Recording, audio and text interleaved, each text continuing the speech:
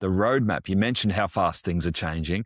Are you working on a 3-month roadmap, 6-month roadmap, 12-month roadmap? What's going on, and what can you tell us around what's coming up? Yeah, I wish we had a 12-month roadmap. I think, for the next few months and even the next few weeks, the biggest thing we are launching are specialists, which is media buying specialist is now live.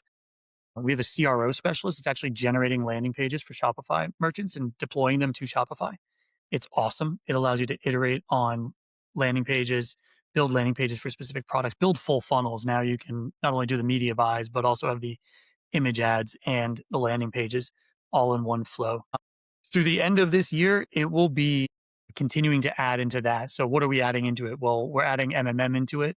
So now Moby's got upper and lower bounds on budgets and can run simulations based on a bespoke model for you. He can run lift tests for you.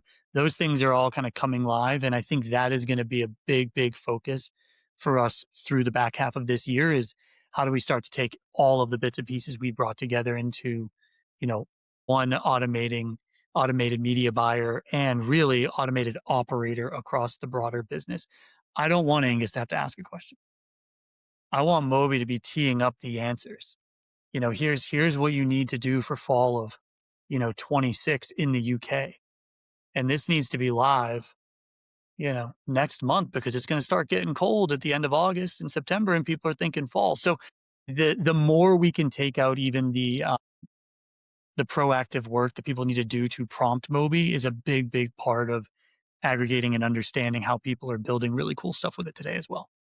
And I can see a beautiful, I think it's a beachside setting behind Angus. I'm sure he'd love to be out there doing more of that and letting Moby do the work inside. I think it sounds pretty good That's for it. everyone.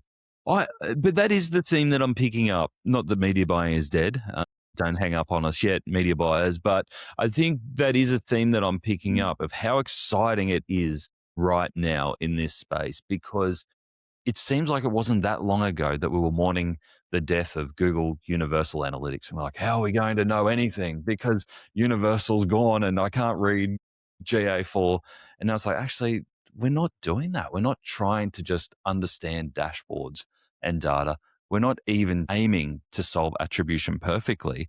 We're trying to automate a lot of the stuff that machines that are much smarter than us can make better decisions and much more rational decisions and automate that stuff and then provide the creativity on top of that and find those areas where businesses can be unique and get that edge rather than doing the stuff that was just reading the data and then turning that into action. So I think we're in a really exciting space. And to your point, Zach, and your point, Angus, it's going to look totally different again in 12 months. So I think we should have this chat again. That would be fun. We can see all the video ads that Angus launched. That's it. Exactly. I do think there's one important thing to note is I think strategy, Yeah. taste, brand, like those are the things that have always won and I think will become a bigger focal point. And my other hope for brands is everyone's been so ingrained and entrenched in Meta and Google and we love them. They're amazing partners and people are spending a lot of money there and they should. But my hope is that we free up the media buyers to start testing new channels, to go and do something, fun and crazy that, marketers love to do.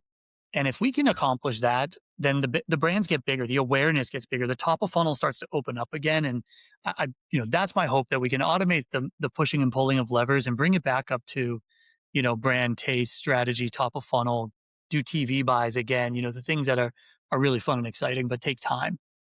So is that what we should be getting out of this conversation? TV is the future.